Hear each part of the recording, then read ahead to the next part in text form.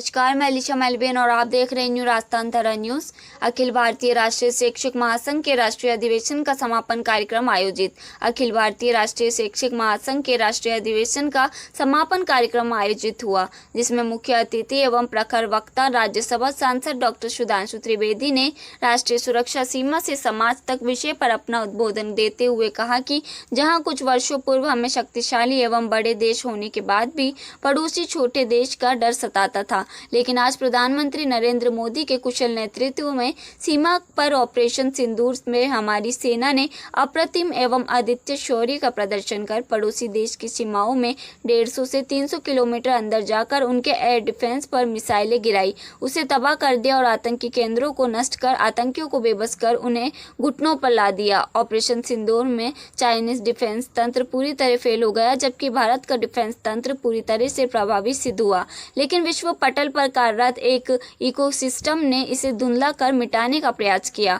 हमारे समाज, राजनीति और बौद्धिक प्रतिष्ठान में देश और विदेश में एक वर्ग ऐसा है जो हमारी सफलताओं पर भी प्रश्न चिन्ह खड़ा करने का कार्य करता है, जो भारत में हिंदुत्व की ताकत को कमजोर करने के लिए अल्पसंख्यकों, आरक्षित वर्गों, कमजोर एवं दलित वर्गों, मीडिया आदि सभी को अपना लक्ष्य बनाता है और हमारे प्रजातंत्र के लिए खतरा बना हुआ है।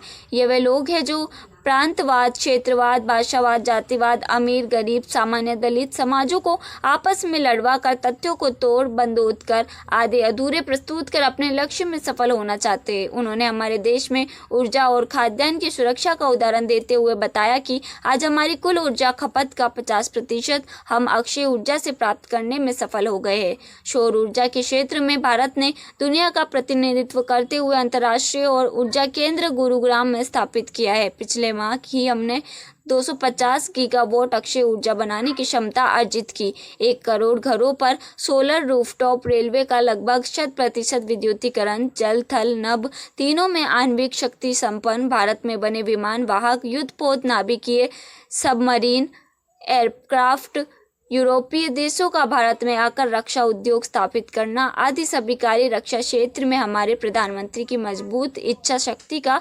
प्रकटीकरण है। उन्होंने युवा वर्ग को सरकारी सेवा के पीछे दौड़ने की बजाय एंटरप्रेन्योरशिप, स्टार्टअप पर बल दिया। उन्होंने कहा कि आने वाले समय में 90% नौकरियां लक्ष्य आधारित ही होगी, जिम युवा अपनी क्षमताओं एवं कौशल का भरपूर उपयोग कर सकेंगे। स्टारलिंक कनेक्शन के बाद देश विदेश का कोई भी कार्य युवा अपने घर बैठकर भी पूर्ण कर पाएगा।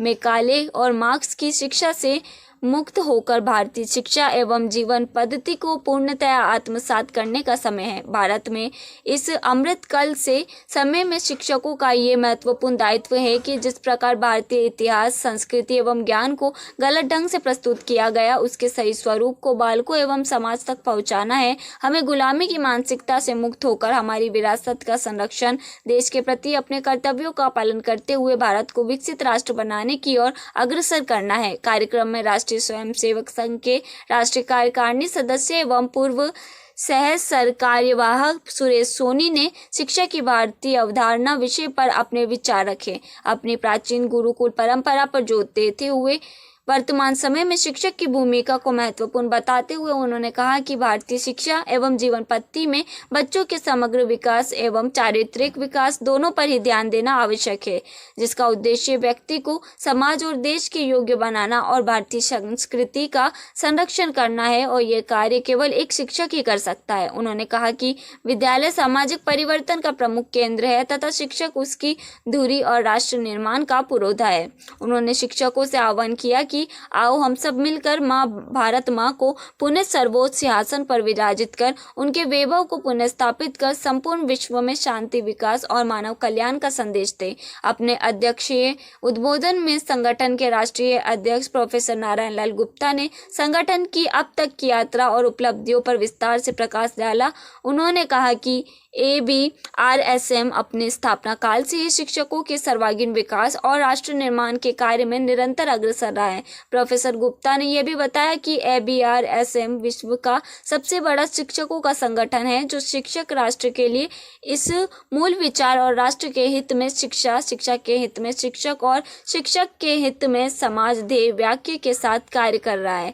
ABRSM केवल शिक्षकों के हितों की रक्षा के लिए ही नहीं बल्कि राष्ट्र के समग्र विकास और विकसित भारत के निर्माण के लिए भी सक्रिय रूप से योगदान कर रहा है। कार्यक्रम के समारोह सत्र में जयपुर की महापौर सौम्या गुर्जर, संगठन के राष्ट्रीय संगठन मंत्री महेंद्र कपूर, सह संगठन मंत्री जी लक्ष्मण, कार्यक्रम संयोजक शिक्षक संघ राष्ट्रीय के प्रदेश अध्यक्ष रमेश चंद्र पुष्करना, महामंत्री गीता भट्ट, उच्च शिक्षा के प्रदेश अध्यक्ष मनोज बहरवाल एवं देश के 28 राज्यों से पधारे शिक्षकों कार्यकर्ताओं की गरिमामयी उपस्थिति रही। कार्यक्रम का संचालन महामंत्री गीता भट्ट ने किया। बूंदी जिले से राजस्थान शिक्षक संघ राष्ट्रीय के प्रदेश माध्यमिक सचिव योगेश शर्मा, संभाग संयुक्त अनिल सामरिया, संभाग मीडिया प्रभारी सुरेश बैरागी, जिला अध्यक्ष बुद्धि प्रकाश शर्मा, जिला मंत्री अंकित गौतम ने राष्ट्रीय अधिवेशन में संभाग किया। ब्यूरो रिपोर्ट नितेश कुमार बैरागी।